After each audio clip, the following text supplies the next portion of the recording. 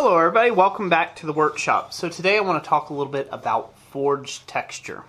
Now, a lot of people use forged texture as an excuse to leave sloppy work or leave sloppy hammer marks and things like that. In today's video, I want to take and encourage you to try and use intentional texture. So, like this.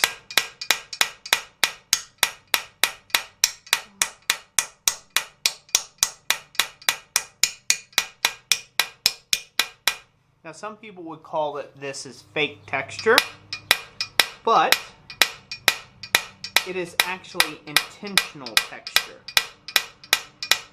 So you're leaving a forged aesthetic with an actual purpose. Instead of leaving a bunch of raw hammer blows that look nasty in the final work, in the final result. And I'm going to show you real quick before this person that's mowing comes right around and spoils the rest of this video and I have to make yet another retake.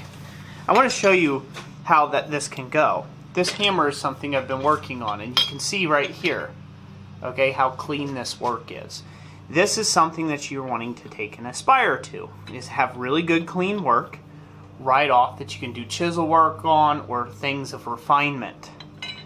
Then, through the process of adding some nice hammer texture to the backdrop of this scenery, you come up with something that looks like this. Okay?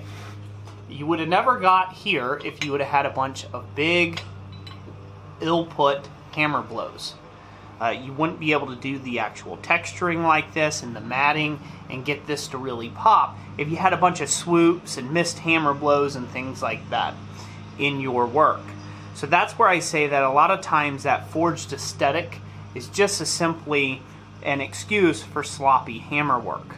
So do your best to try to forge very, very cleanly. And then, do your best to try to clean up the work before you do anything else. Now, I'm doing all this prior to me actually having to harden and temper this hammerhead. And so this is going to take on a totally different look when it's fully finished, and then coated with some boiled linseed oil and stuff like that. But as you can see, I've got a lot of surface area here to cover, but it is worth that extra bit of effort. It really is worth that extra bit of effort to create something that looks like this. So that's where I'm going to leave you with. I hope you all enjoyed this video.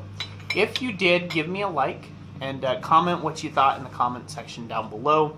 I'd love to hear from you. And like always, God bless you, and we will catch you on the next one.